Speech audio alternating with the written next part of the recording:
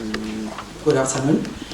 Today I will be talking to you about the two control mechanical methods which we are looking to try out on Hydrocleys nymphoides. Hydrocleys nymphoides, which is commonly known as water poppy, it's an invasive aquatic plant which is from South America. It has spread to many countries of the world, including Australia and New Zealand.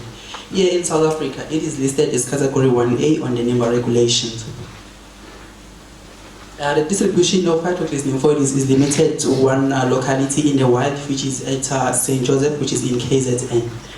The problem that we have is that it is growing in an aquatic situation where the dam is known to be used domestically and for agricultural purposes. So what we did is, in order to address the problem, we have to look at how much problem we have in KZN or in our water bodies. And we found that we only have one locality in the wild, and that locality is only about 30% of the 6-hectare dam. The dam, since the dam is known to be used domestically and for agricultural purposes, we make herbicide control method was not feasible, and then we opted to mechanical control method. We are exploring two mechanical control methods, which is plant shading. The plant shading is just the total cover of plants with the back plastic, which provides 100% cover. And the second method is uprooting using aquatic rakes or using by hands where possible. As we can see on the pictures on the left, is the picture that is showing the aquatic rake, and then there's another picture which is showing the manual removal by hand. When we were looking at both these methods, we looked at the pros and cons. They both have their own good and they both have their own negatives as well. The plant shading method, if you look at it, it is easy to move from one point to another for spot treatment, and in that way we can avoid the areas with the most indigenous vegetation.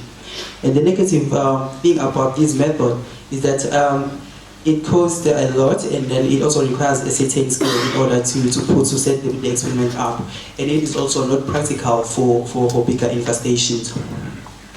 And then we look at the uprooting method. It also has its own pros and cons. This one is relatively cheap, and it requires no skill because you just go into the dam and then use your hands or use whatever equipment that is given or that is provided for this work now. And also, there's no plant decay that may be left in the water because you remove everything and then you bag it and go and dump it somewhere where it's safe, that it won't be in contact with water again.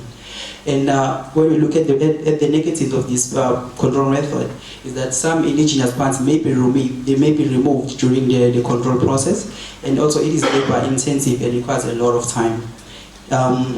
Plant material may break off during the control, and that might lead to the spread of these species. During our control methods, we will be collecting data. These are the sort of data that we'll be looking at. We have to measure the biomass.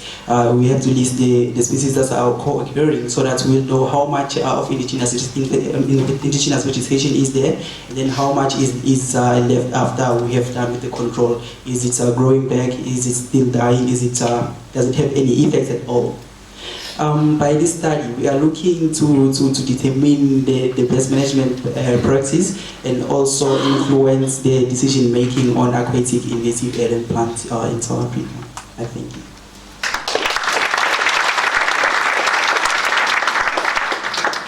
Thank you, Menzi. Are the other three speakers, Roy, Menzi, and Justin? Are there any questions for them?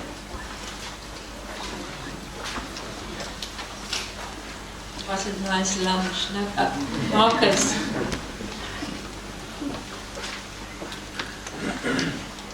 Roy, were you able to show that the insecticide wasn't nutrifying the plants? Yeah, look, there's literally 3 years of work in 5 minutes. I did, as part of my pot trial tests, I looked at that, and it proved that there was nothing like that. So I was quite happy with this.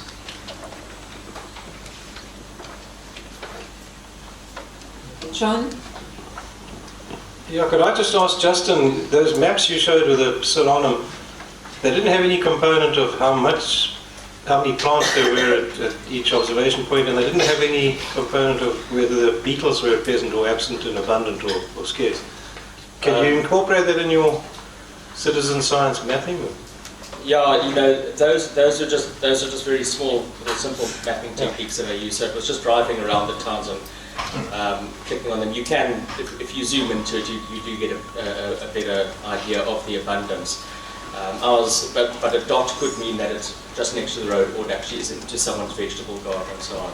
So we need to describe that in better detail. In terms of the beetle, we found that the beetle was not present at any of the sites. I've only found the beetle outside of farms. I found it at one site, and that was on the Camperoo Nature Reserve, and I found one patch about 5 meters by 5 meters where the beetle was present. Apart from that, we didn't ever find it. Okay, so that's really interesting.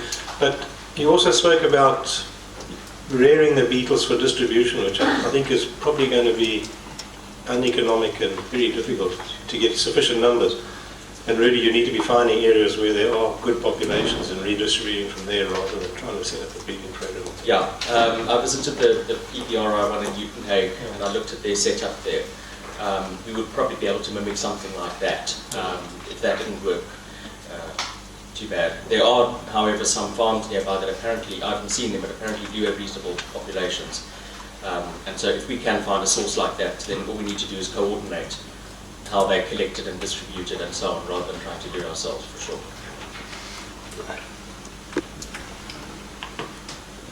Dan Hildegard. Also for Justin, are you making use of Ben Viljoen's test results?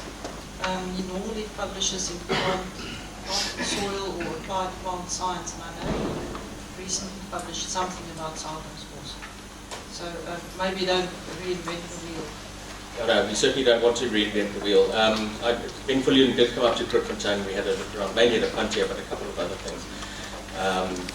I know that one of his accidental findings was that herbicides kill the beetle.